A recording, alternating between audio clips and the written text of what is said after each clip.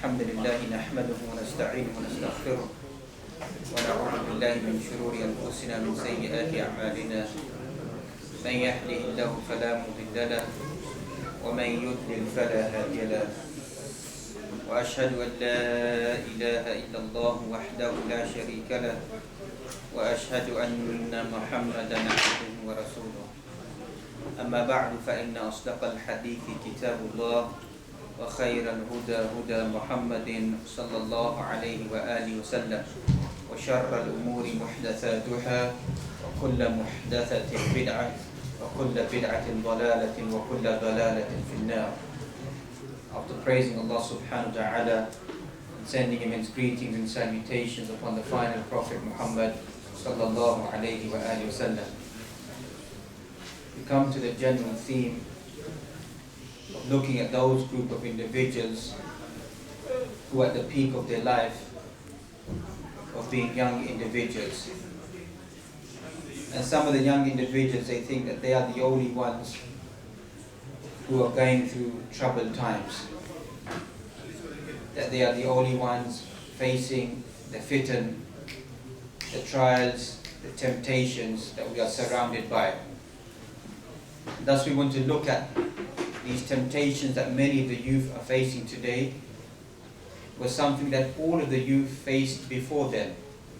Sometimes the young individuals, they think they are the only ones who are facing these desires, these temptations or these difficulties. They fail to understand that not thousands or tens of thousands or hundreds of thousands of individuals, possibly millions or billions have gone before them who've gone through those same changes, those same feelings. The only difference is at times certain environments begin to increase the temptations. But the essence of the temptations is exactly the same. Thus the Quran documents about the concept of purity, of becoming orthodox individuals, is what the theme of a Muslim should be, is to take our shabab, our young individuals, back to the essence of living a pure and a wholesome life.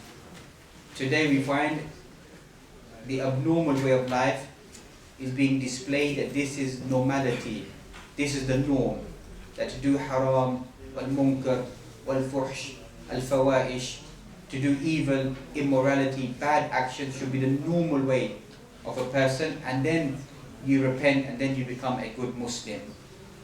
In the Sharia it's the opposite. The essence of a Muslim is to live a pure life. It is very, very, very abnormal for a Muslim to indulge inside haram. Today the society is trying to preach and create within us that to do haram is normal. It's very, very, very abnormal. That's what we want to return back to. We're not saying that Muslim youth or Muslims won't sin. We're trying to reverse it back, that it becomes very minimal. Obviously the task is going to be very difficult because the Quran mentions أخرجوا آل لوط من قريتكم إنهم أناس يتطهرون. Get rid of the people of Lut from your village. إنهم أناس يتطهرون. They want to be purified people. This same document inside the Quran exists today. People are saying, get rid of these religious people. Get rid of these people الذين يأمرون بالمنكر or ينهون عن المنكر. Get rid of these people who forbid the evil. ويأمرون بالمعروف, and those who are ordering the good. Get rid of these individuals. And the sad factor is that these statements are not coming from non-Muslims. These statements are coming from whom? From Muslims. Muslims now are beginning to say, we don't want these people reminding us about what is good. We don't want these Muslims who are telling us to stay away from evil. They're becoming an obstruction. They're becoming an obstacle. They're creating difficulties about our enjoyment or way of life that we're finding. So obviously the challenge becomes difficult for the young individuals and those individuals who are reminding us to come back towards Allah subhanahu wa ta'ala. Likewise the Quran mentions, إِنَّ الَّذِينَ يحبون أن تشيع الفاحشة في الذين آمنوا لهم عذاب أليم في الدنيا والآخرة. إن الذين يحبون, those individuals who love, أن تشيع الفاحشة, who want to spread fawahish, bad behavior, immorality, in sexual misconduct, lewdness, promiscuity inside society, for them there will be an evil chastisement, punishment inside this dunya and inside the akhirah. That's what unfortunately once again some of us Muslims have become, that we're beginning to bring fawahish, bad things inside the society and encourage individuals. The real believer is the one, as the Quran mentions, قُلْ لَا يَسْتَوِي الْخَبِيثُ وَالطَّيِّبُ وَلَوْ أَعْجَبَكَ كَثْرَةُ الْخَبِيثِ. Say that the good things and the impure things can never ever be the same. وَلَوْ أَعْجَبَكَ كَثْرَةُ الْخَبِيثِ. Even though the bad things may startle you, they may begin to shine, begin to attract you, but the real believer recognizes all of this is just trying to take my iman away from me. Likewise we find when Allah subhanahu wa ta'ala created paradise, you look at the book of Paradise, Kitab al-Jannah wa sifatu na'imiha wa ahliha, inside Sahih Muslim. If you look at the description of paradise, Jibreel alayhi salam, when he went and he saw paradise, he said, whoever sees paradise, the beauty, the blessings of paradise, the glitter, the gold, will want to dive straight into paradise. Whoever sees Jahannam will want to do what? Run away from it. The punishment, the anguish, the fire, the torture, the rage, wants to stay away from it. Naturally, when a person sees that danger. So Allah subhanahu wa ta'ala commanded, حُفَّتِ النَّارُ بِالشَّهَوَاتِ وَحُفَّتِ الْجَنَّةُ بِالْمَكَارِحِ وَفِي رِوَايَةٍ أُخْرَى حُجِبَتْ. Paradise is covered or guarded or shielded with obstacles. And the path of Jahannam, or the road to Jahannam or Jahannam, is sealed with shahwat, with temptations. Every single shahwa يُقَرِّبُكَ إِلَى النَّارِ. Every shahwa, desire that you follow inside your life will only bring you closer and closer towards Jahannam. That is the way upon this earth. And what will happen, unfortunately, inside the akhirah as well. Imam al-Nawawi, a famous scholar that we find centuries ago, in his explanation of Sahih Muslim, he begins to discuss the obstacles you need to overcome to enter into paradise. Remember, this has been written centuries ago. He highlights some 4 basic things you need to overcome, the hurdles. How do you get into paradise? What do you need to overcome in your life to jump over these things to come into paradise? The first thing that he mentions is al-ijtihad fil ibadat. The path to paradise, you have to overcome the obstacles, is to strive in your religious duties. Beginning with, after belief, as-salawatul khamsa. As-salawatul khams, the 5 daily prayers. حافظوا على الصلوات والصلاة الوسطى وقوموا لله قانتين. Guard and preserve your prayers, especially the middle prayer. وقول الراجح, the most accurate view, the middle prayer is Salatul Asr. Hatta some ulama of ulum al-Quran, they mentioned that the ayah came down saying, guard Salatul Asr. That's you find a hadith inside Sahih Muslim. Whoever misses Salatul Asr, that individual is as if they've lost all of their tijara, lost all of their business, and lost all of their family members. That's just one salah. Tasawwaru hada. Think about this deeply. You miss one salah, you've lost the whole of your business, you lost the whole of your family members. Shura al-Hadith, they mention, why Salatul Asr? Because that time is so special that people get so engrossed inside the dunya, in buying and selling, in trading or whatever it may be, that Salatul Asr slips by them. So what you're worried about, the wealth and the dunya and maybe your children, whatever it may be, you've lost them. In front of Allah subhanahu wa ta'ala, you haven't gained the dunya, you haven't gained your family members, you've lost them totally. And that is the way of the Sharia as well. That the encouragement we find inside the hadith and inside the Quran, it begins to make the person think. The language of the Quran is a language that we relate to every single day. Ya ayyuhalladhina amanu hal adullukum ala tijaratin tunjikum min adabin alim. Oh, you believe, should not show you, guide you towards a business transaction. We all know what tijara means. That's the language of the Quran, because the human being by nature wants to see profit, doesn't want to go towards loss. So the Quran says, هَلْ أَدُلُّكُمْ عَلَى تِجَارَةٍ. Should not show you the best business transaction you want to do. Inside Surah At-Tawbah we find, إِنَّ اللَّهَ أَشْتَرَى مِنَ الْمُؤْمِنِينَ. Allah has purchased. Once again, al-bay' wa-shara. Language that we will relate to. Allah has purchased from the believers. their souls, their iman, their faith, and given them in return paradise has been given to them. So the Quran is full of encouraging the individual to do the righteous actions. Another hadith inside Sahih Muslim, 2 units of prayer before Salatul Fajr.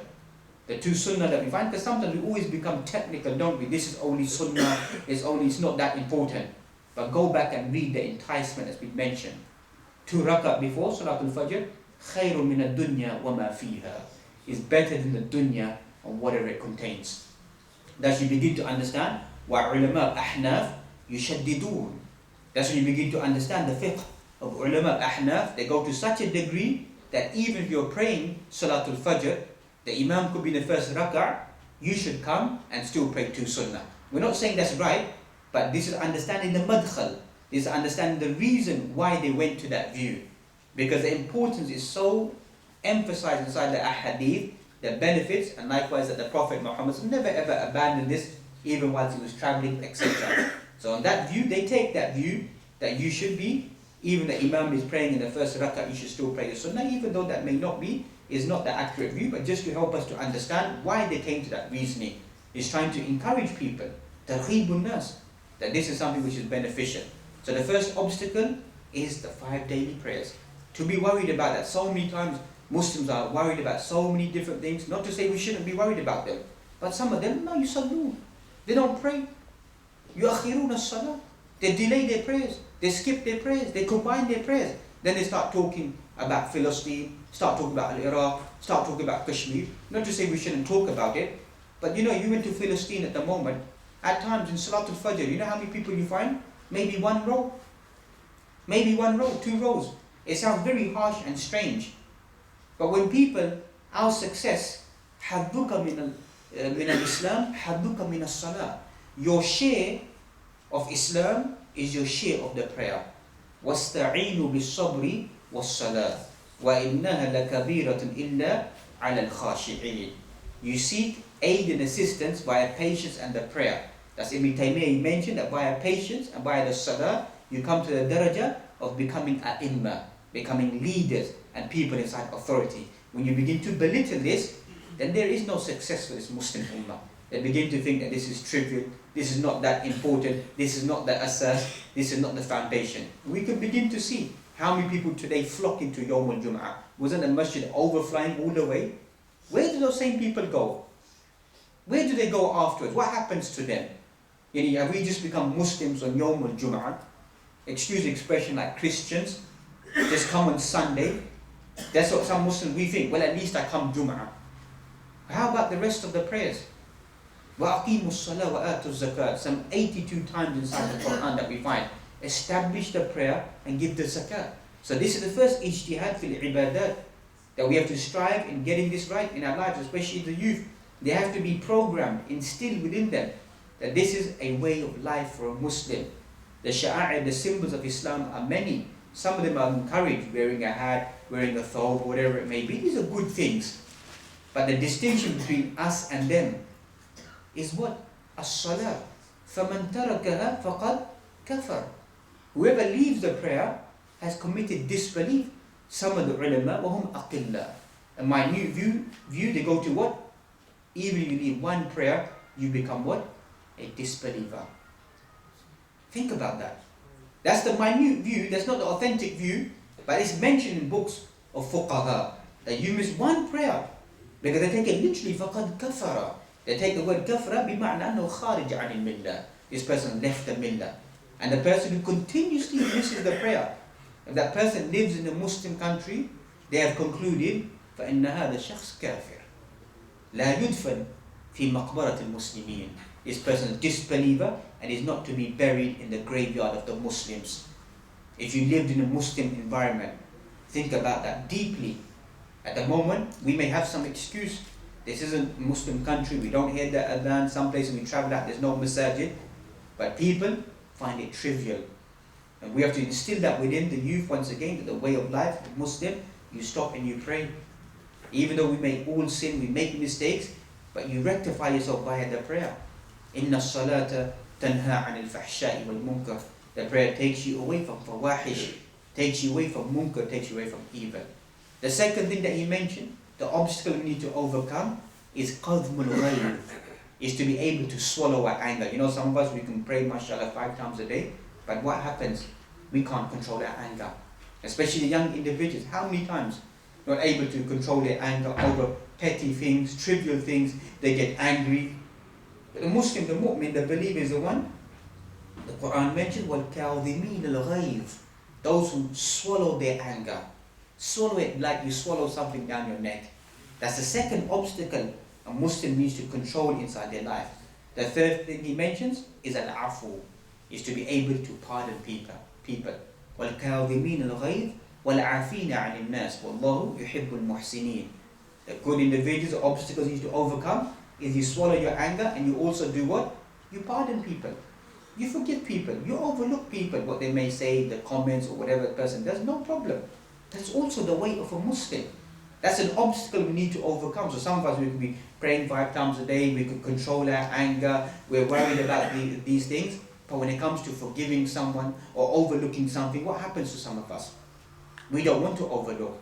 That's why they say there's a famous Jewish proverb that we never forgive or we never forget. Okay, that's what they believe in. They never forgive and they never forget. A Muslim is one who forgives and forgets. That's what a Muslim is.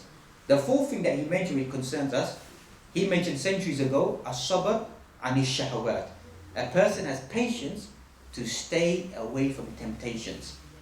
This has been mentioned centuries ago. Imam al-Nawawi explained this hadith, that the person controls themselves to not fall into temptations. That's the sign of a person, of a good Muslim, wants to overcome that obstacle. Obviously, the task is going to be difficult. The task is going to be difficult. Many of us, we even know, young individuals, they know better than us what is halal, what is haram. We don't need to preach to them. And even the Quran mentions the methodology or the psychological development or the psyche of many young Muslims. If you look at the beginning of Surah Yusuf, you find that when they decided to either kill Yusuf or throw him into the well, what did the brothers say? They said, وَتَكُونُ مِن بَعْدِهِ قَوْمًا صَالِحِينَ. We're going to do our evil action and then we become pious individuals. How many young people think exactly the same? You know, when I perform Hajj, when I become at the age of 40 like you, when I'm married, when I have children, you know, when I've settled down, I've got a job, I've got a career, guess what? I'll become a good Muslim. Ask the average Muslim, they tell you, they know what's halal, they know what's haram. But they want to carry on doing it and say, وَتَكُونُ مِن بَعْدِهِ قَوْمًا صَالِحِينَ. Do our haram, and then later on we become pious individuals. You know, how many individuals never get to come back again? How many individuals Allah subhanahu wa ta'ala has destined, they never come to that inside their life. And that is a great big gamble to take. To think I'll come back later in my life and then become a good individual. Likewise, inside Surah Yusuf it mentioned, Yusuf alayhi salam had been given shatrul jamal, had been given half of beauty. And thus we find the Quran mentions, Inna nafsa la'ammaratun bisu illa ma rahima rabbi. Yusuf alayhi salam was tempted. He was placed in an environment with the wife of the Aziz, a beautiful woman. No one was there. And she closed the doors. And she said to him, come to me. What happened to Yusuf alayhi salam? The soul has a desire. It has a yearning desire to come towards evil if it's placed inside that environment. So when people say that, you know, the nafs, the soul, that I've controlled it, I've dominated it, that is false. If the soul of a prophet felt something, even though alhamdulillah nothing happened, but that feeling came into his mind. But obviously Allah subhanahu wa ta'ala protected him. As the Quran mentions, إِنَّهُ مَن يَتَّقِي وَيَصْبِرْ فَإِنَّ اللَّهَ لَا يُضِيعُ أَجْرَ الْمُحْسِنِينَ. Whoever fears Allah subhanahu wa ta'ala has patience, Allah subhanahu wa ta'ala never ever let the iman of the believers go to waste. So that iman, his faith, rescued him out, made him come out from that difficult situation. Now imagine many of us today placing ourselves in that difficult situations and thinking that we're able to come out these temptations. A Muslim should be vigilant of not placing himself inside a place of fitan, of trials and tribulations. Likewise, we find what's known as ghariza ash-shahwiyya. The ghariza, the desire that we find of young people is higher, or what they call in medical terms today, the level of testosterone inside men is different from women. That's what the Sharia mentions as well. So that's you find prophetic tradition mentioned centuries ago. What should the young people do? They should swim, they should run, they should wrestle, use a sword, use an arrow, use a spear, ride a horse. If you study all of these sports, any form of physical combat, what does it do? It burns away your desires. Not to sit there and play MW3 or COD or whatever it may be and think this is jihad or this is struggling or just keeping your fingers fit. That's about it, isn't it? And maybe your brain. Look at the prophetic traditions. You do physical exercise. You run. You wrestle. As a side point, hadith inside Sahih Bukhari, that amongst the minor signs of the Day of Judgment are what? Obesity. Obesity will become pervaded inside this Muslim ummah. Couch potatoes, lazy individuals. A Muslim is not qawi just by his iman, because some people just go to the spiritual concept. Some people just say intellectually a Muslim has to be smart. Some Muslims go, you have to be rich to be dominant. The Muslim is complete in everything. He is strong in his mind. He's strong with his earnings. He's strong with his soul. He's strong with his body. Everything a Muslim. That's how you complete the Muslim personality. To go from one tangent to another tangent will not create the ideal or the so-called good personality of an individual. So the young individual just believes just doing these things, playing these games, will just keep you physically fit, etc. It's a fallacy. It will not take away the desires, the temptations, or lessen them. Likewise, we find fasting is something that will take away, weaken the desires of the individual. Any physical labor. How many young individuals ever gone on a building site? Go and try it one day. Go and work for one day. And I guarantee you, when you get home, you'll have a damn good sleep. You'll have the best sleep of your life. And you won't think about anything else. You'll get up in the morning, go out, do your work again. By the time you get home, 6, 7 o'clock, you'll eat your supper, pray Isha, you'll be knocked out. But because we don't have no physical activity, we don't have any engaging of work that we do or physical sports that really drain our body, that keep us awake. So thus we find that our temptations and desires are always on a high level, because we're not really challenging our soul and our body to come towards something that will weaken the desires. And obviously we find that the task that we mentioned is going to be something very, very difficult. But yet we find inside the hadith, that you find the hadith marfu' وَجَوَّدَ إِسْنَادُ الشيخ ناصر الدين الألباني إِنَّ اللَّهَ لَا يَعْجَبُ مِنْ شَابٍ لَا صَبَّةً لَهُ. You find indeed Allah subhanahu wa ta'ala praises an individual in لَا صَبَّةً لَهُ بِمَعْنَى لَا يَمِيلُ إِلَى الْهَوَى. The person does not go towards temptations. Allah subhanahu wa ta'ala praises such an individual who doesn't go towards temptations. Imam al-Mannawi, صاحب فيض القدير, he mentions, إِنَّ هَذَا يعني نادر. This is very, very rare. Just like we began with, because most young people want to come towards temptation, desires. But this young individual is an individual who's staying away from temptations, staying away from desires. So Allah subhanahu wa ta'ala praises this individual, raises the rank of this individual, that he is not or she is not doing what the average individual is doing. Likewise, you find the famous hadith, سَبْعَةٌ يُذِلُّهُمُ اللَّهُ فِي ظِلِّهِ يَوْمَ لَا ظِلَّ إِلَّا ظِلَّهُ. 7 types of individuals will be under the shade of Allah subhanahu wa ta'ala, whereby there will be no shade. 7 categories. Amongst those 7 categories you find Imamun Adilun, a just Imam. Then second you find Shabun Nasha'a fi ibadatillahi subhanahu wa ta'ala, a young person who grew up worshipping Allah subhanahu wa ta'ala. It does not say an elderly man. It doesn't say that. It says a young boy or a young girl who spent the prime time of their life worshipping Allah subhanahu wa ta'ala. Likewise to the fourth or the 5th category, it mentions a young person or an individual that a woman of beauty and lineage tempts that individual. It could be the opposite. The woman could be tempted by a man. And what does that person say? Inni akhafullah. Indeed, I fear Allah subhanahu wa ta'ala. So 2 elements are mentioned inside these 7 categories inside this hadith, which talk about the young individual or person full of temptations. Some of the ulama mention, as Imam Ibn Abd al-Barr al-Andalusi, the famous Spanish scholar, he mentions, إِنَّ هَذَا الْحَدِيث أَفْضُلُ الْحَدِيث فِي الْفَضَائِل. This hadith is the best hadith about virtues. It's the best hadith about virtuous action about these 7 types of individuals. Likewise, we find one that ulama wrote 2 volumes, 500 pages each, talking about this one hadith, dissecting it point by point.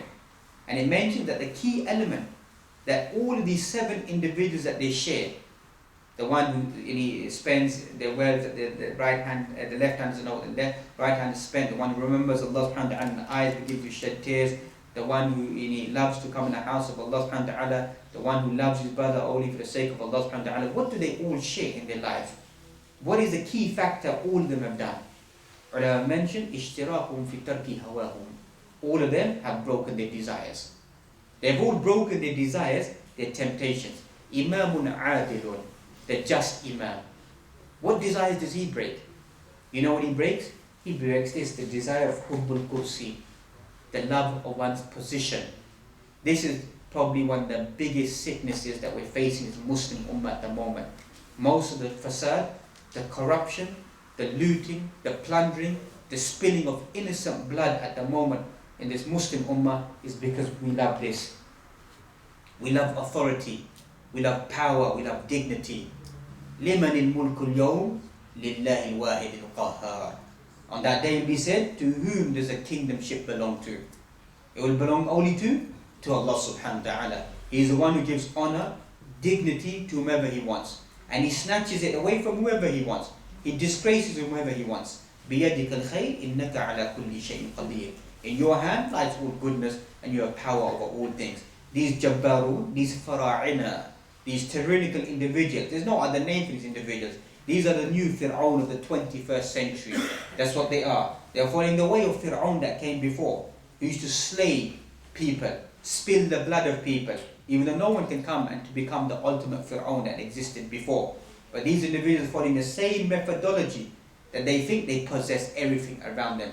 And you do not listen to them, as them being, you becoming their subjugates. What do they begin to do? Then they begin to slay you like animals. That's what these people are doing at the moment. And most of them, qa'iduhum, their beliefs are what? Are corrupt beliefs. Some of them, as you find in the land of Syria at the moment, this individual, فَهُوَ kafir, this individual is a disbeliever. Al-Alawiyun, people who believe that Ali is God reincarnate. That's their aqidah, that's their belief. Huwa wa waliduhu. Him and his father, both of them hold these beliefs. Alawiyun. They are those individuals who believe, prostrate in front of us. That's what they believe, prostrate in front of us. And you can see the fitn and the fasad. Many ulama have declared these individuals disbelievers. The fitn and the fasad that they're creating upon their own Muslim, the people around them, slaying them, torturing them, killing them, raping the women, destroying the children. That's the reality of these individuals.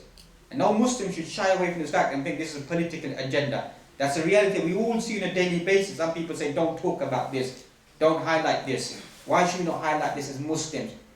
Muslims who are going around and so-called these individuals destroying the people around them, and we should turn a blind eye. We should think this doesn't exist. Just a few days ago, it's the time of Allah subhanahu wa ta'ala will come upon all these individuals. Sunnatullahi al-ard. That's the sunnah of Allah subhanahu wa ta'ala. People begin to oppress, who become tyrannical, begin to do these actions. It's only a short span. Who would imagine last year, 2 years ago, that these individuals would be non-existent today? We find the collapse of Iraq, we find the collapse of Egypt, we find the collapse of Libya, the collapse of Tunis, the collapse of many Muslim environments where these people have been there for 20 years, 30 years, 40 years. 40 years of doing what? Spilling the blood of people around them. For this reason. That's the real Imam. Imamun Adilun is the one who breaks his desires. He listens to the people. He humbles himself in front of the people. He does actions for the people. Thus you find there's a difference between Amir wal Malik. There's a difference between a person who's an Amir and a person who's a king. Because, firstly, there is no kingdomship inside the Sharia of Allah subhanahu wa ta'ala. That should be crystal clear. There is no kingdomship according to the Quran and the Sunnah. So obviously we just turn a blind eye to it because we don't want more greater fitn and fasad to take place. But as far as the Sharia is concerned, no individual is classified as a king. If there was any individual who was to be the king, it would have been the Prophet Muhammad sallallahu alaihi wasallam. But he didn't choose that title. He chose the title of being what? Being the servant of Allah subhanahu wa ta'ala. That's what he decided to be, the servant. He could have taken that title on if he wanted to. That's the example that we follow inside our lives. As for nepotism that we find, the one father becomes the ruler, and what does he begin to do? Then his son begins to take position. Then his son, then his son. This is nepotism. In the law of Allah subhanahu wa ta'ala, the people Ahlul Taqwa, people of Taqwa, people of ilm, Those are the people, the imam, those are the people inside authority. Not people forwarding it to their son. The son is غير عاقل, ما عنده عقل, غبي, stupid, foolish, dumb, doesn't know what to do, comes inside power. That's what the reality is. Can't do anything. But because his father was the king, then he should become the king. He should take authority, take over his father and inside there. And most of these individuals go and study their lives.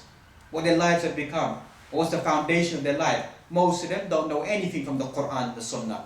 They've studied from Western institutes. Can't even speak their own language. Can't even speak clear Arabic language. Or know any principles of Sharia of Allah subhanahu wa ta'ala. And baffling the people around them. And we become individuals deaf, dumb and blind. Just following whatever is presented in front of us. That's not the life of a Muslim. A life of a Muslim is a life of struggle. Wherever a Muslim is going to be. That's we pray to Allah subhanahu wa ta'ala bring about the just imams, the return of those individuals who are going to come with the Sharia of Allah subhanahu wa ta'ala who break their desires. Likewise, the young individual is the one who does what? Breaks their desires. The temptations all around them. And thus we find the task is difficult, but the reward is immense. That an individual becomes under the shade of Allah subhanahu wa ta'ala whereby there will be no shade. And likewise the Quran is replete in talking about those individuals. الَّذِينَ اسْتَجَابُوا لِلَّهِ وَالرَّسُولِ. Those who responded to Allah and His Messenger. Who responded to Allah and His Messenger? Read through the seerah of many of the individuals. إِنَّهُمْ فِتْيَةٌ آمَنُوا بِرَبِّهِمْ وَزِدْنَاهُمْ هُدًى. They were young men. They were young boys who believed in the Lord and we increased them inside guidance. That's what we find inside Surah Al-Kahf. Read about those young boys who stood up to what they believed in. Read the tafsir of Surah Al-Buruj, inside tafsir of Ibn Kathir, the story of Al-Malik wal-Ghulam, the king and the young boy. This young boy held up a whole king. King wanted to kill him. As I'm sure that most of you are familiar with the story. Take him inside the boat, throw him off the boat, take him to the top of the mountain, throw him from the mountain. Wasn't able to kill him. So what did the young boy say to him? The only way you're going to be able to kill me is to tie me up on a tree, call everybody out, and take an arrow from my sack.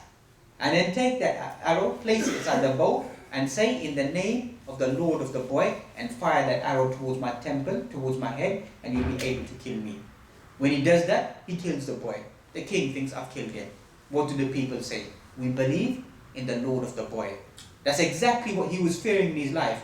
Look at his sacrifice. One young individual changed the whole society around him by remaining steadfast. That's why you find Usool-ud-Din, the companions of the ditch. What did the king begin to do then? He said, dig up these ditches. Whoever doesn't believe in me, throw them in the fire. Throw them in the fire if they don't believe inside me. And that woman that comes along with her baby, and she begins to get worried. Natural love that she has becomes hesitant to jump into the fire. The baby turns and speaks to the mother. Oh, mother, remain steadfast. Just jump into the fire. You jump into the fire, you jump into where? Straight into paradise. Most of the companions, read through their lives. Most of them were what? Young individuals. We feel we're living a life of temptations. Don't you think the companions had temptations inside their life? Read through some of their lives. They looked at a strange woman. One of them looked at a strange woman. What did the Prophet do? Turn away his face. He looked again, turned his face away again.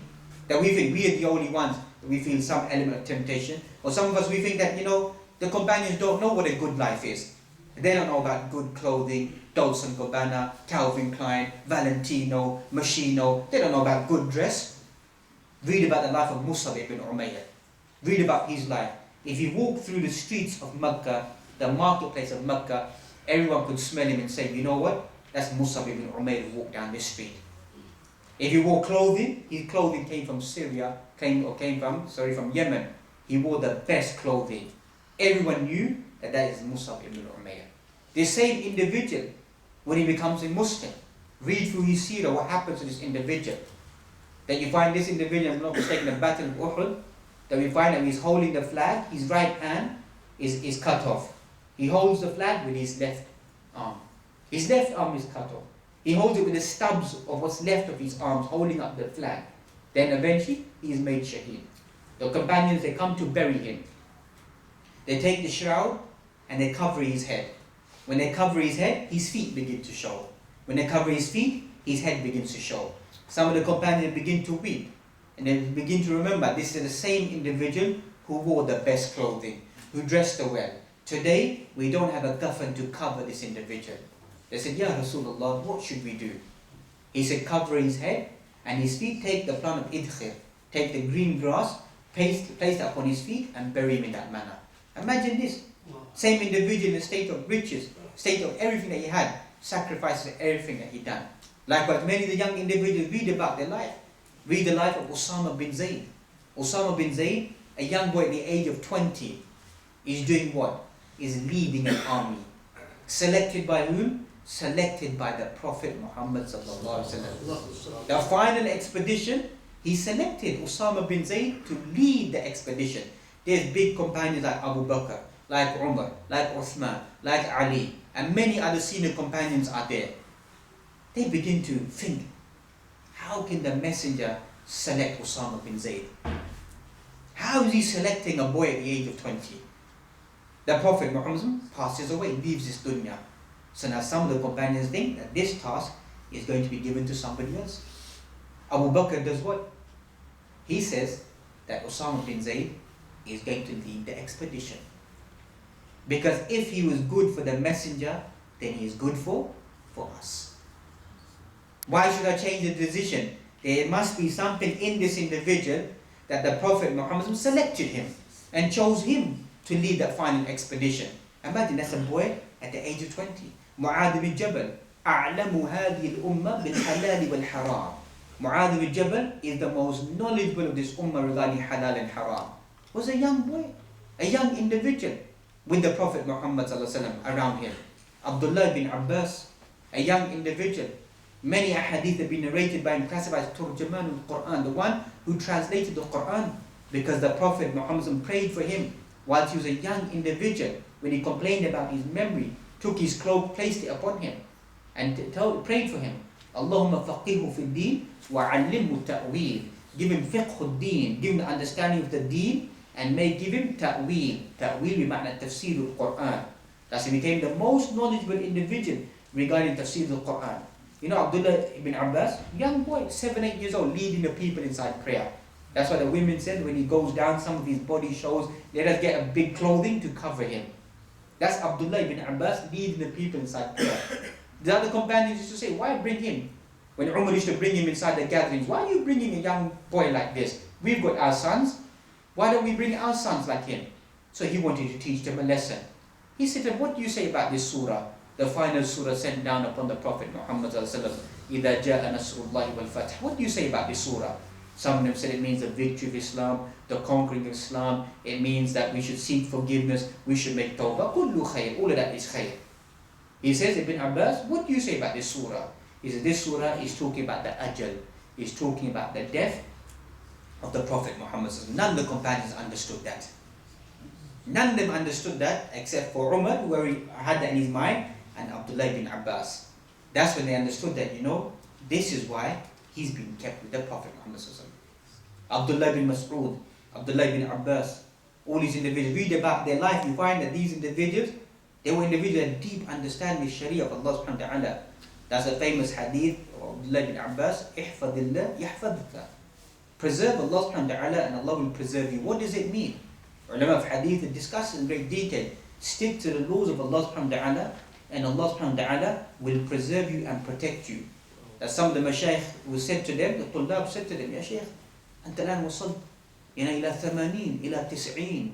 You come to the age of 80, 90 years old and your faculties are still there. Your ability to see, to speak, to walk, to go to the toilet, etc. It's all near enough normal like an individual. What's the sir? What's the hidden factor that's there? Is there any medication? Is there anything that you take inside your life that's got you to benefit you in this manner? He says, possibly it could be, لَمَّا كُنَّا صِغَارٍ. When we were young individuals, we preserved our sight. We preserved our tongues. We preserved everything in our lives. We preserved it for the sake of Allah subhanahu wa ta'ala. وَرَدُّ الْفِعْلِ نِعْمَ مِنَ اللَّهِ subhanahu wa ta'ala. Today, Allah subhanahu wa ta'ala has preserved us. We preserved Allah subhanahu wa ta'ala. لَمَّا كُنَّا صِغَارٍ. We were young.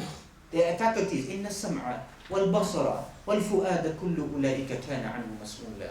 Indeed, the faculties of seeing, of hearing, of feeling, of thought is all going to be asked by Allah subhanahu wa ta'ala. You preserve it whilst you're young, Allah subhanahu wa ta'ala will preserve it as you come towards the end of your life. That's why you find the believers, male and female, فَلَنُحْيَنَّهُ حَيَاةً طَيِّبًا, will give the individual a good life. And if you look at many of the disbelievers, look at their wretchedness towards the end of their life. Look at how some of them left all on their own, lying in a room, dead, 3 days, 4 days, 1 week.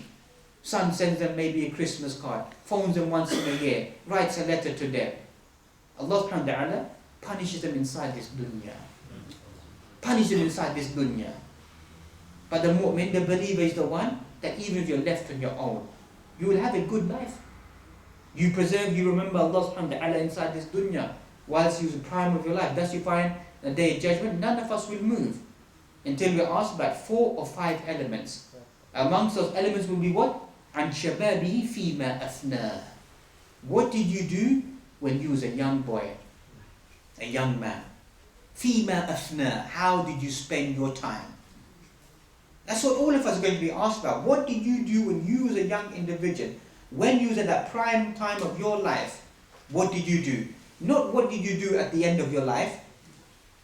You know, in my view, anybody at the age of 50, 60, 70, 1 foot in the grave, your back is already bending. You must be mad, you must be senile, you must be crazy if you don't pray at that age. That's what you call a mad person who coming to 60, 70, your back is already bending and you don't want to bend down and bow down in front of Allah subhanahu wa ta'ala. That's no great big deal, that's normal. Ask any individual who gets to that age, you start thinking about your life, that I need to submit. The prime level is when you're a young individual, that you're so full of yourself, that you think nothing's going to happen to me, I'm not really worried about that, I shouldn't really care about that. But that is the most important time of the individual. And thus you find that the companions were worried about that. They instilled that amongst themselves, they instilled that around the people around them. Likewise the seerah of many of the ulama, read about their lives. What do you find of many of the ulama? Imam Muslim, Imam Bukhari, Imam Shafi'i, Imam Malik, Imam Ahmad. What do you find at the age of 10, 11, 12, 13, 14 studying?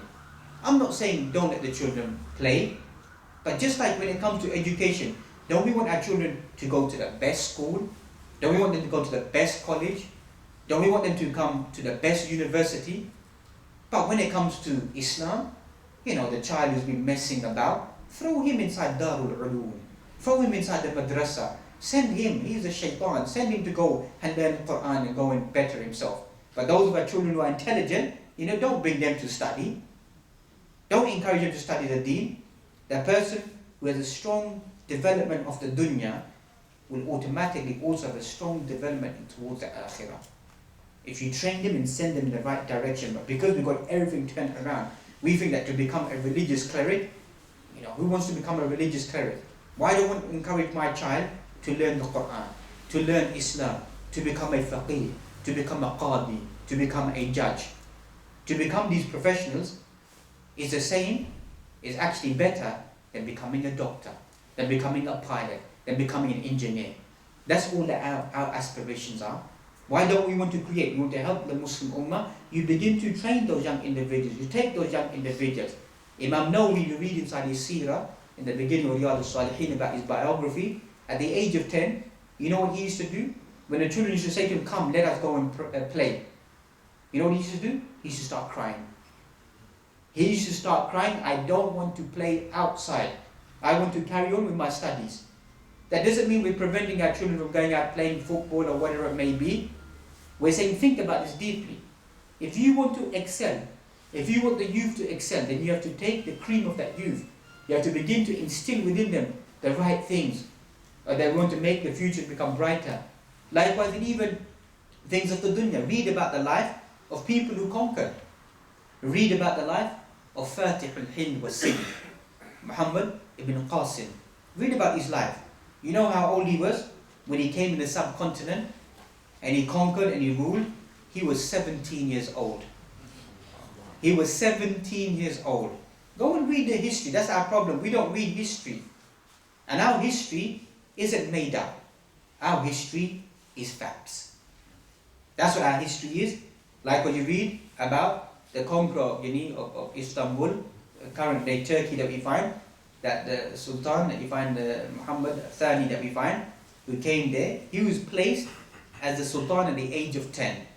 At the age of 14, he was placed to lead his first army. So he called his father and he said to his father, look, I'm slightly inexperienced, maybe you need to come back and lead this expedition. His father said, I've gone into spiritual retreat, I'm not going to come back and get involved inside warfare, whatever it may be. So what does the son say? Does the son just leave it at that? He says, oh my father, if you place me as the Sultan, I'm telling you not as a son, I'm commanding you as a Sultan to come back and to lead the army and go out into warfare. Our 14-year-old sons have got that type of intellect. What's our IQ level? How intelligent are we in the things that we have? We're not instilling the right message within our youth. The thamarat, the fruits, we can begin to see what the fruits are.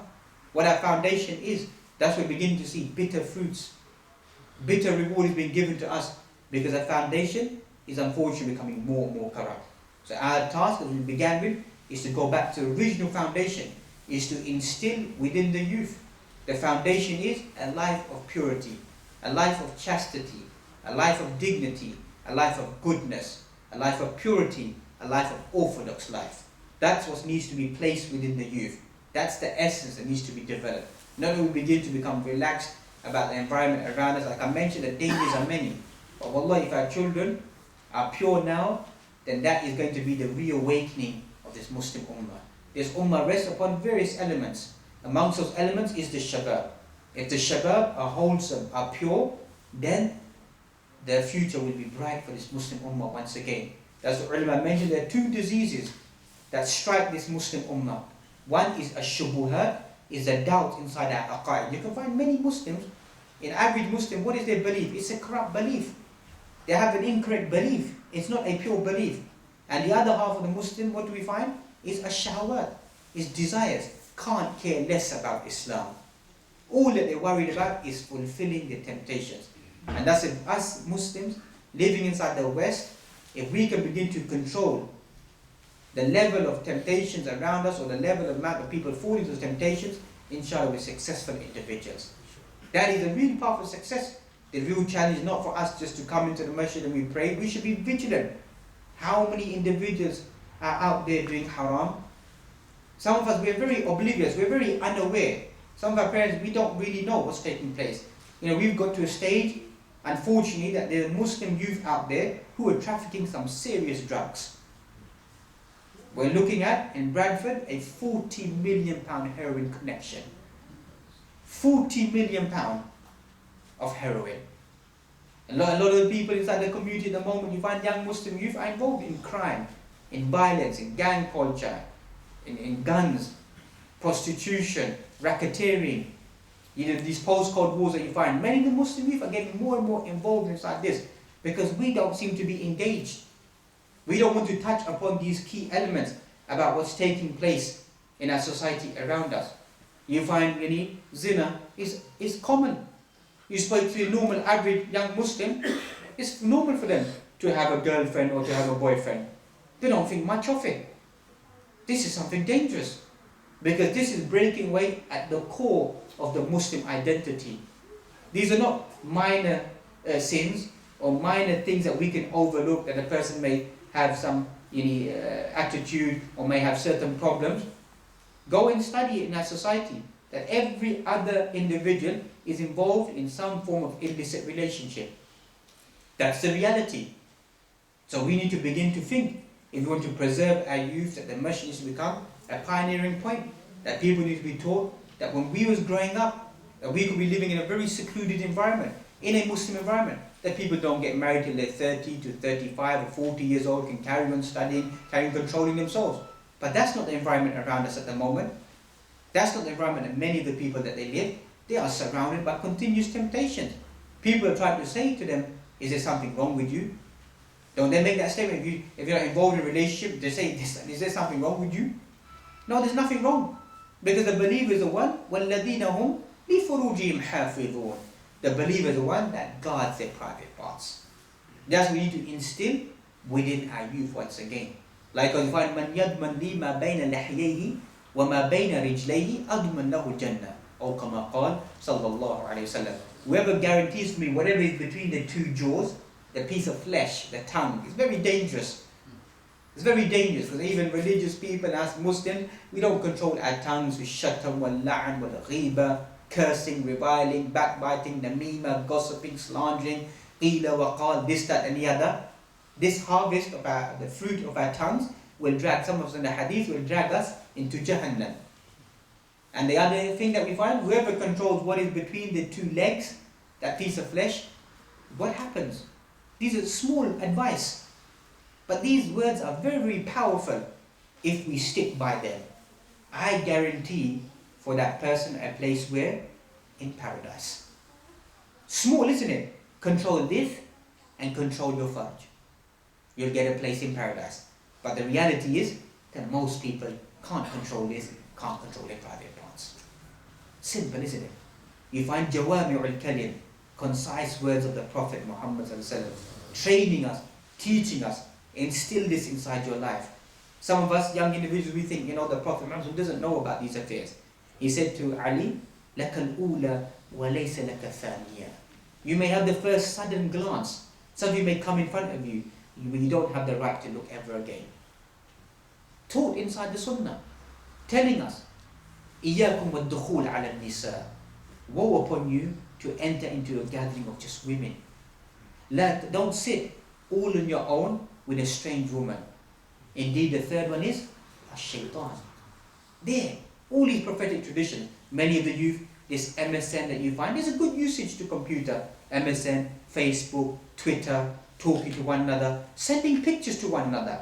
If I'm not allowed to look at a Muslim sister, or Muslim sister not allowed to look at a Muslim man directly in their eyes, it's not allowed inside the Sharia. The Quran says, وَقُلْ لِلْمُؤْمِنِينَ يَغُضُّ مِنْ أَبْصَارِهِمْ.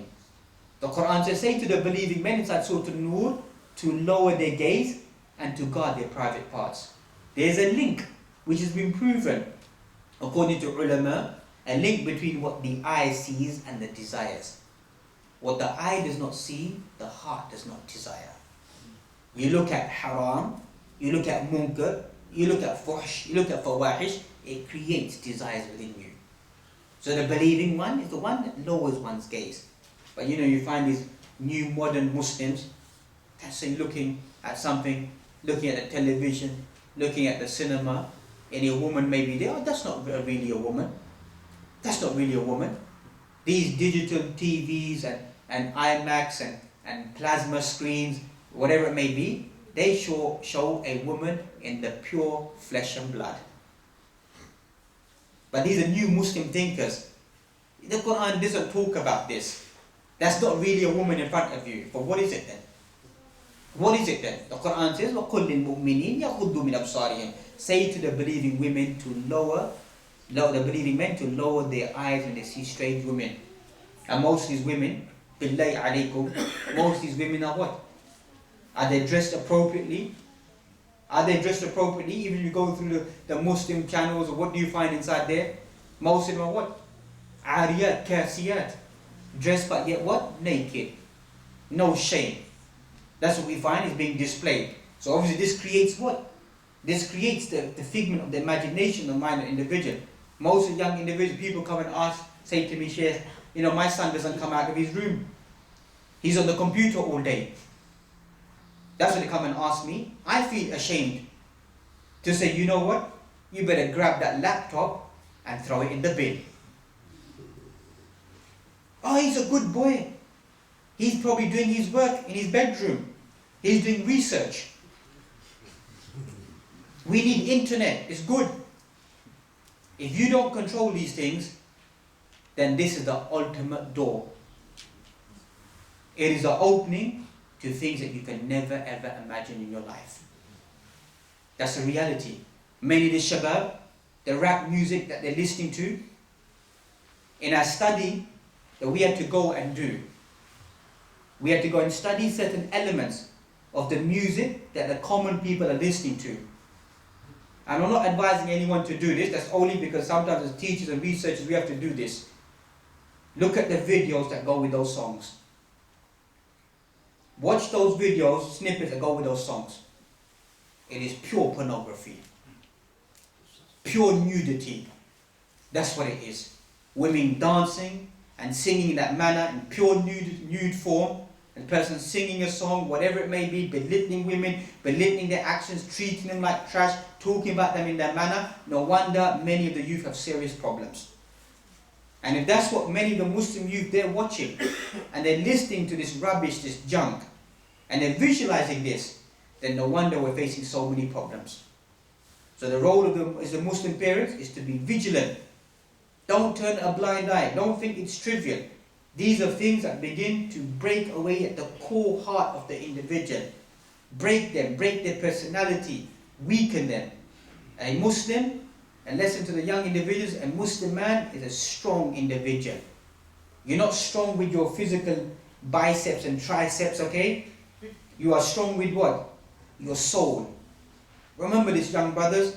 A strong individual, when someone places something in front of you, you have that iman, you have that taqwa, you have that yaqeen within you, you have that faith, you have that fear of Allah subhanahu wa ta'ala, you walk away from it.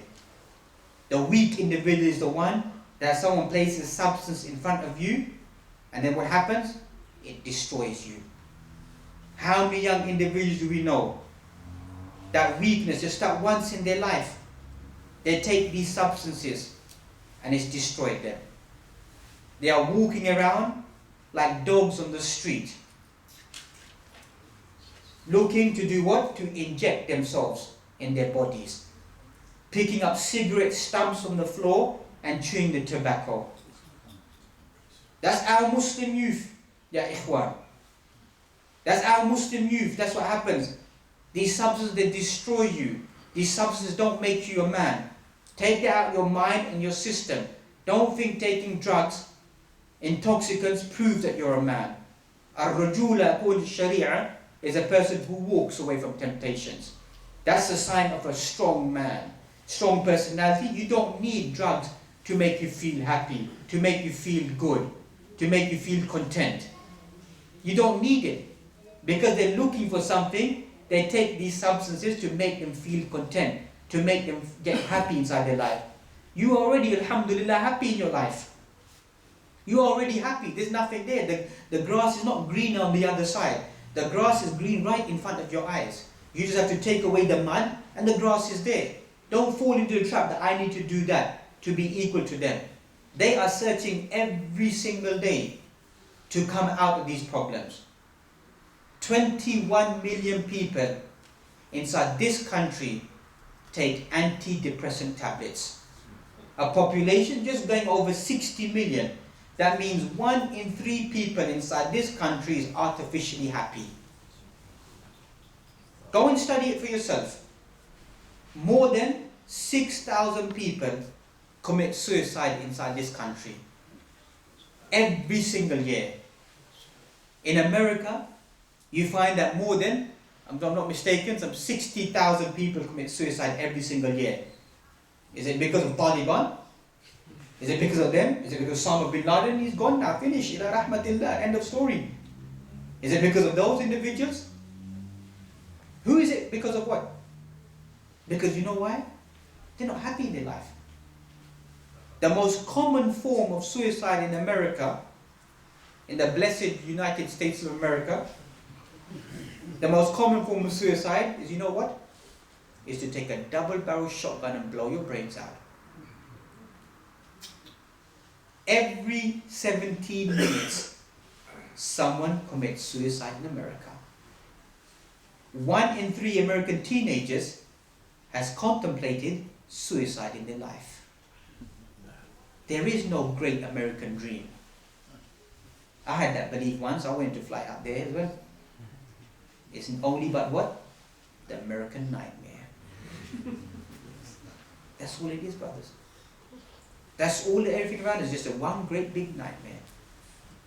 That this dunya is a great big deception. وَمَا الْحَيَاةُ الدُّنْيَا إِنَّمَا مَتَاعُ الْغُرُورِ. This dunya is there, will deceive you. The clever one is the one that doesn't fall into the deception. So we ask Allah subhanahu wa ta'ala, give us all the tawfiq and ability to stay away from these evil actions, the fawahish, the illicit behavior, Pray to Allah subhanahu wa ta'ala to return our youth back to Iman, to certainty, to practicing Islam, living a life of a Muslim, and we find being good to their parents. Many young individuals look at the way they treat their parents like slaves. They don't even be walking with their mum and dad. Their friends are coming, they walk away from them, pretend that's not my mum and dad.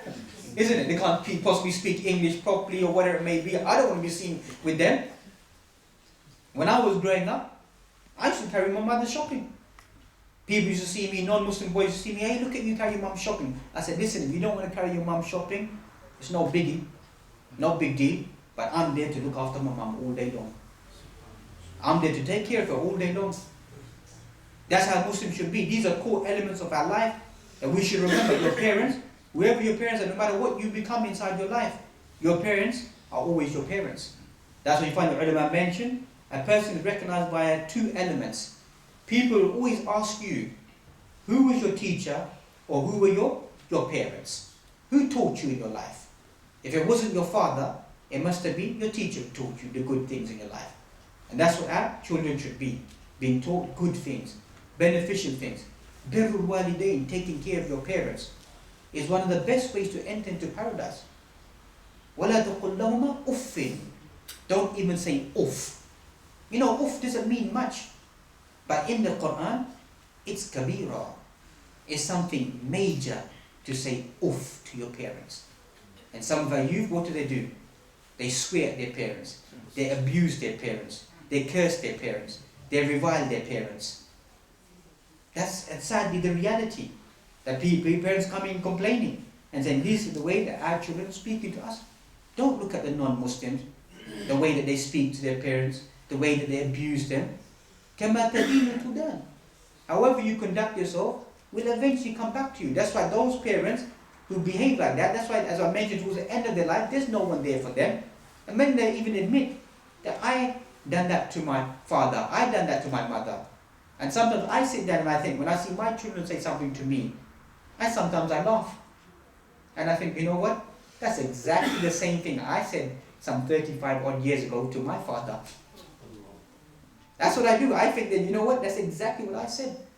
And that's, you find in conclusion, just to cheer up the atmosphere, a young individual, you find he didn't like his father. So he said to his father, come with me. I want to show you a nice, beautiful place. Takes his father to the seashore, to the edge of the ocean, shows him the beautiful ocean, picks up his father and he throws him in the ocean. After some years, he gets married and he has his own son. His son one day says to him, Ya Abi, I wanted to show you a nice, beautiful place. He said, listen son, I've seen all the nice places, good places. Where are you going to take me? He goes, no, there's one place I want to show you. So he goes, Yallah, let's go then. Guess what?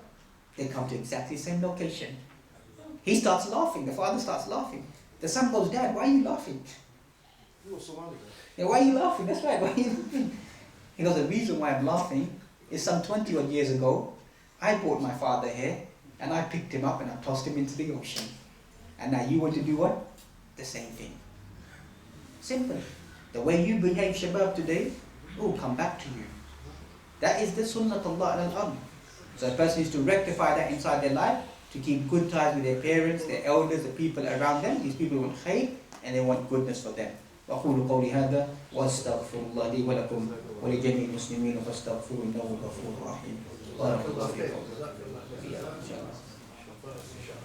إذا كان أي تعليقات أو شيء أسئلة نأخذها إن شاء الله. Any comments or questions we try to take them إن شاء الله.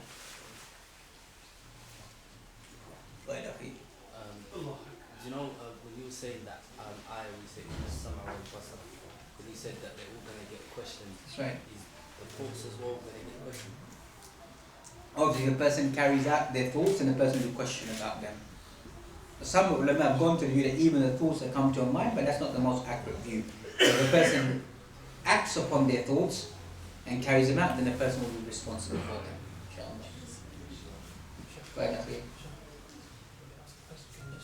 Inshallah, sorry, akhi, barakallah.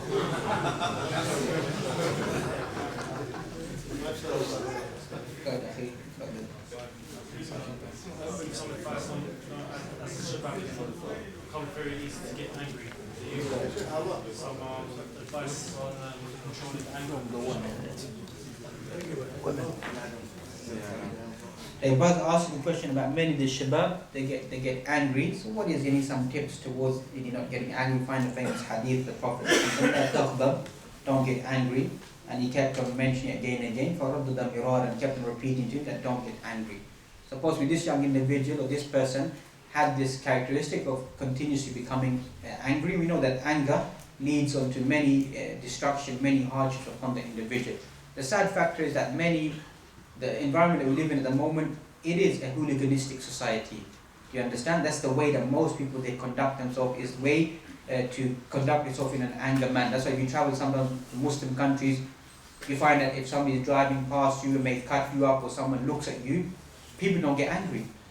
Do you understand? People don't do that. Here you find that you cross over the road or you nudge someone accidentally, people become abusive or whatever it may be. So obviously the environment has a big impact.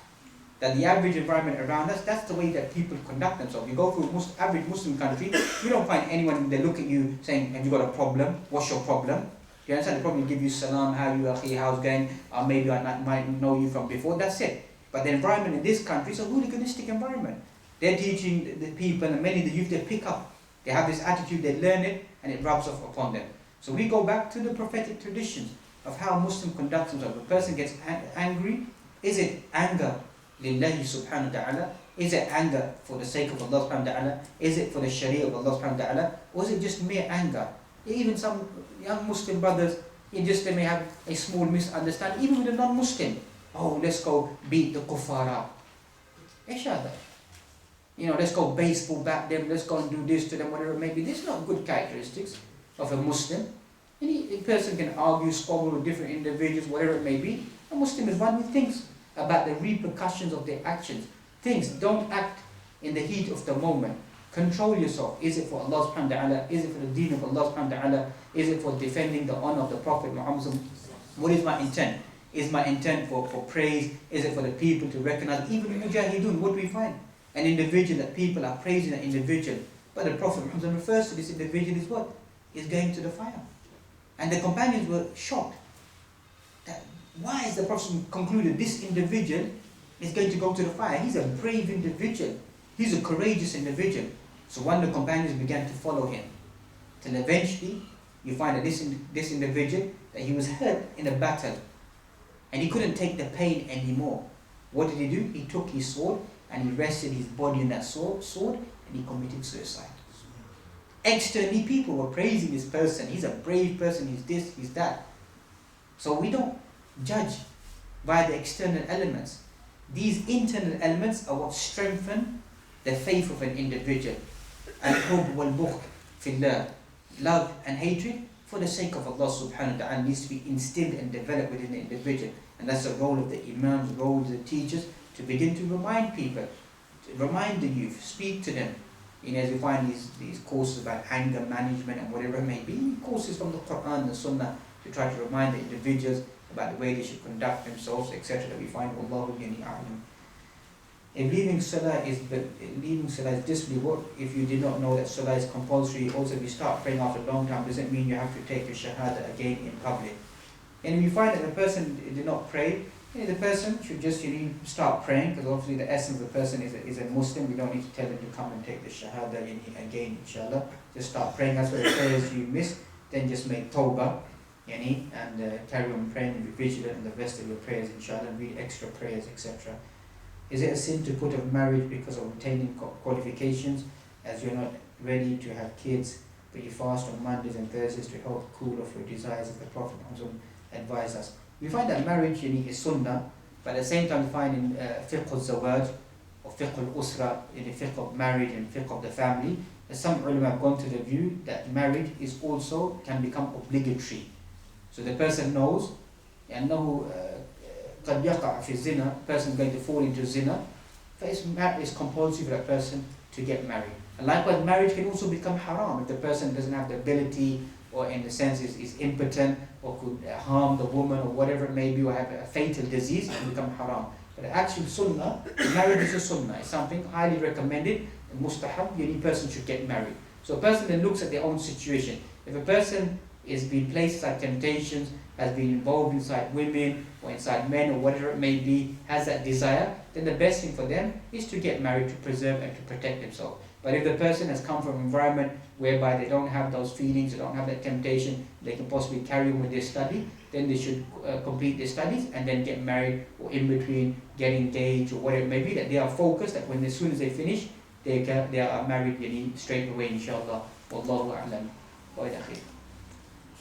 Since we're talking about marriage, could you maybe also encourage some of our elders here? Or to get married. No. Give the young ones, Sheikh. Yeah, inshallah. The biggest problem here is they don't want the daughters to get married. Yeah, that's right. Barakallah fiqh. That's right. At the end of the day, like I hinted that many of our fathers, many of our elderly mashayikh, they think they are living in their own environment. So we have to be practical, look at the environment around us, as I'm hinting, that many young individuals are involved in illicit relationships. So either you have your daughter, and may Allah forbid, doing something haram, or you try to get them married and preserve their honor, the dignity, the chastity.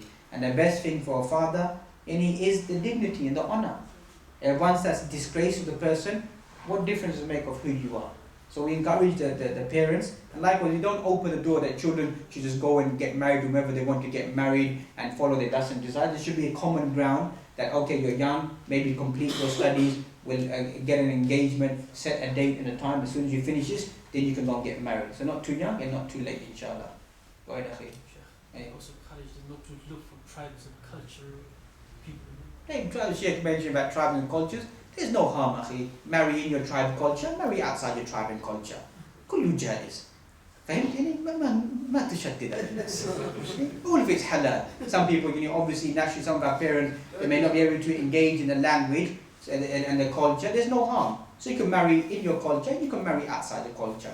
So if a person comes, two individuals come to marry my daughter, one comes from my culture, likes biryani, etc. Do you understand? Samosa, do you understand? And another brother may come, both of them are good on their deen. But I take a preference that this brother, inshallah, will cook for me and take care of me and my daughter. Then that's not haram. No one can say to me, Sheikh, that's haram. And at the same time, if I decided to get my daughter married outside my culture, it's halal as well. So we have to be balanced. Because some people try to say, oh, they're sticking in their own culture. It's up to them. But they become staunch that it has to be my culture and the other person is bad character, bad behavior, not a good deed, then that's something else. So we marry in our culture and marry outside our culture and encourage people to do that, inshallah. Fadal, Sheikh. Yeah. Thank you, Sheikh. Yeah. You are very intelligent, Sheikh. In 1980, we have in Somalia a dictator who oppressing the people, and the people fight again, and the country destroyed. Before, the country was building, the people are good, but when the war started, everything broken, and that's why so many Somalians got refugees around the world. Now we see our Muslim brother in Arab, like Syria. So we regret. It's better to fight, it's better to negotiate and talk. That's right. But now I see that how Syria, children and women die, and they know a lesson what happened in Somalia. You can destroy, you can fight dictator, but you don't know how to build again. That's right. So what do you think? What do you advise these people? It's better to talk with the Alawiyin, say, let not. I think they don't want to talk. But The Hukuma, they don't want to talk. What they gain? They will gain nothing. They will be like Somalia. Actually, at the end of the day, I don't have the solutions to the problems, but like I said, at the end of the day, if they want to really be truthful and they want to discuss with the people around them, then the people in authority will listen to the people around them. They will not spill the blood of their own people. So they really love their people, they love their people, love their nation, whatever it may be. Then they'll sit and they'll talk to them. They will not go around. At the moment, you can look all through what's taking place, how they are killing innocent individuals and harming. And you're right, we don't want it to become another Afghanistan or another Somalia or whatever it may be that we find in the world, another Iraq at the moment that we find. Because obviously at the time these people are very intelligent, divide and rule, cause fractions, divisions. We get angry very quickly. We don't have intelligence to study and to think how we can better ourselves and discipline ourselves. But inshallah, maybe these continuous problems will make us become better individuals.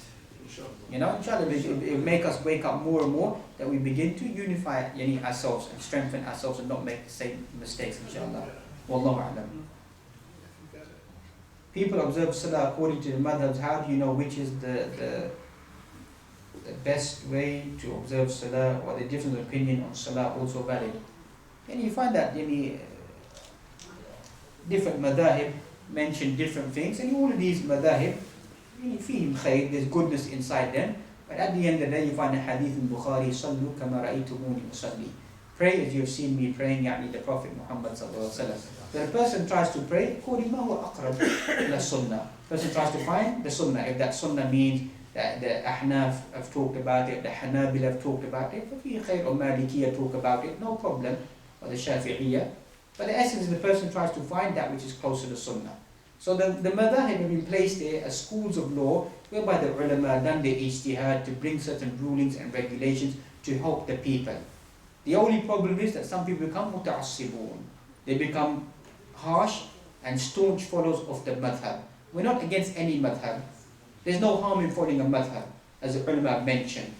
It's only what is forbidden is any taqleed al-madhab, any taqleed al-a'ma, blind following of a madhab when it's been proven أنه شيخ أخطأ يعني في الحكم, the imam was wrong, imam made a mistake, he was not correct, this is incorrect. Other ulama said, Imam Shafi'i said this should be like this, Imam Malik said that, Imam Abu Hanifa said that. What should we do? Should we still now follow Imam Ahmad? If all of them are correct and all three of them saying that Imam Ahmad, for example, is wrong with this point, what should we do? So we follow a madhab, but if it goes against the sunnah, we reject it. We stay away from it. That's the safest thing. And every Muslim should be trying to follow that which is closest to the practice of the Prophet Muhammad sallallahu alaihi wasallam. No individual contains the complete knowledge, because now you're attributing that the Imam is infallible.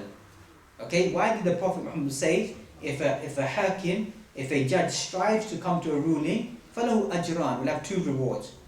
If he's wrong, he'll get 1 reward. So those ulama, those fuqaha have gained the reward. What does the hadith mean? At times, the judge could be what? The faqih could be wrong. That's what this hadith is teaching us. So if you believe he's not wrong, you're trying to say he's infallible, that my imam must be right. Every human being is fallible, will make mistakes. We take the good things, the accurate things, and our total obedience and blind following belongs only to the Prophet Muhammad sallallahu alaihi wasallam. We respect all the Imam al-Jiddah, respect all the Imam that came, Imam Abu Hanifa, Imam Shafi, Imam Malik, Imam Ahmad, Imam Sufyan al-Thawri, Imam Qurtubi, Imam Tabari, Ibn Hazm, all the ulama that came, we respect all of them. They all respected ulama. But the best Imam is who? Is the Prophet Muhammad sallallahu alaihi wasallam. تفضلوا.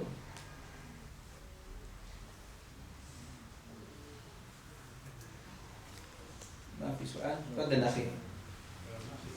Elaborate a bit more on the evils of TV and the permissibility of watching film, because like some brothers, for example, they'll lower their gaze mashallah outside and don't listen to music, but they'll still watch films and things like that, and they'll even come to the masjid and discuss films and encourage other brothers to watch films, and they don't see that they're or they're evil. Barakallah. If you ask the question of watching television, watching of movies, etc. that we find, obviously these things are around us, and at times a person may watch things which are beneficial, documentaries or whatever, maybe to learn or to benefit something. A person should be vigilant about the things. And you can read various even research has been done by the plug-in drug by Mary Wynn, talking about the evil effects, detrimental effects of the television, classifies it as a drug. Okay, she classifies that. She classifies inside her book that it is haram, okay, to watch television. And it talks about even people, an average individual watches, 20, 30 hours of television a week. A person who's supervisor watches maybe 10 hours a week. The person who's in a higher position watches maybe 5 hours a week. A person who's in a position of authority or director of a company or organization with higher goals watches about 1 or 2 hours a week of television, and most of that is related to their career. Okay, that's non-Muslims for you. So as for what we're spending most of the time, most of these programs that we find in my discussion with young children, watching things like Neighbours, Home and Away, what is it teaching the people? What's the benefit inside that? People will rush home to get there to see what's going to happen next, do you understand? So a person watching television should be vigilant about what they're watching, what is it teaching us. Likewise, many of the movies that we find, you have to be careful. Sometimes there may be some movies, there could be some benefit, maybe wallah inside them in the message that they're delivering. But in general, most of the movies, you need women not dressed appropriately, scenes which are inappropriate, etc. that you find. This is detrimental to the iman of the individual person who's trying to fear Allah subhanahu wa ta'ala to the best of their ability and try to stay away from it. And if the person does watch it, say for example, the person may have watched it, whatever it may be, to come and to discuss it in the house of Allah subhanahu wa ta'ala, it is not a good example. We all sin, we make mistakes, it may be different formats, but Muslim doesn't come and encourage another person that, in the house of Allah subhanahu wa ta'ala, did you watch that movie, or you should go and watch that movie, etc. If it's your own mistake, your own weakness, you may have watched it, just keep it to yourself. Don't encourage another person, you need to go and watch it, etc. And like I said, most of the movies at the moment, they are dangerous for one's iman, the characteristics, the language as well. And wallahi, sometimes when you come across snippets of this and you see these things in a language, the person does begin to question in themselves. In the meantime, sometimes when I'm flying out the country and you know that they play some of the movies there, and you look at them, you see them, and you think, what is the message that's being given, that's being displayed there? So we should be very vigilant about this to preserve our iman and our identity, and even more we know that Allah subhanahu wa ta'ala is watching over us even more so in secrecy. We should be fearing Allah subhanahu wa ta'ala even more. Obviously in a gathering like this, we can all fear Allah subhanahu wa ta'ala. The real test comes up when we're on our own, and we try to control ourselves, and that is the more better reward, inshallah. Wallahu a'lam. Go ahead, Akhi. You talked about unhelpful as ability to pardon people that offend us. The what, sorry? I'm talking about unhelpful. That's right. Yeah. Pardoning, that's right. Yeah, and I just want to ask, can we pardon those people we consider or people we see to be oppressors who are oppressing us? For example, people you actually keep your probably properties in their custody, and these are the people you collect money from the properties, they don't give you the money, and there's nothing you can do to them. Is it something one can pardon like that? Yeah, obviously, here we're talking about pardoning, but that's the question about can we pardon someone who may oppress us, take our property, use the wealth for their own benefit, etc. Should we pardon a person like that? You have every right not to pardon them. Do you understand? You have every right not to pardon. If that's your due right, that's your property, it belongs to you. You don't want to forgive them, you don't have to forgive them. And likewise, find that even the Prophet Muhammad, when he said to her, don't come in front of me, because you remind me about what you done to my uncle Hamza. So he had forgiven her, but as a human being, he had that feeling that what she done is something that troubles him. So imagine that now, if someone's taken physically your property, or even a person, for example, may have killed a member of your family. Obviously, the ultimate level is for you to do what? Is to forgive them, to pardon them. But at the same time, the Sharia says that you can have them what? Executed. Or you could take the blood money, isn't it? So a Muslim may come along and say, you know what, fair enough, mistakes happen, I pardon the person. Another Muslim come along and say, no, I want blood for blood. So the option is there. So at the end, if you feel that person has taken away your wealth and your right, you don't have to pardon them. You don't need to have to forgive them. Rather, they'll have a lot to answer for inside the akhirah, whereby the barter system in the akhirah will be that the wealth that you're going to take from them will be what? Their good deeds. And your bad deeds will be what? Given to them. So maybe you may not get your return in this dunya. Don't worry, inshallah. Inside the akhirah, you have what we know as haququllah wa huququl ibad. The rights of Allah. A person, for example, may Allah forbid, doesn't pray. Allah could forgive that individual. But if a person takes away another right, I can't now say, oh Allah, forgive me. Allah's going to say, go and get forgiveness from the person who took away their right. So that's why Muslims should be vigilant of not taking away the rights of another Muslim or another person, because you will have to return those rights where? Inside the akhirah. And the exchange will be what? Good deeds and bad deeds. Inshallah. Wallahu a'lam. Go ahead, Akhi. Yeah, the question relates to a question brothers asked.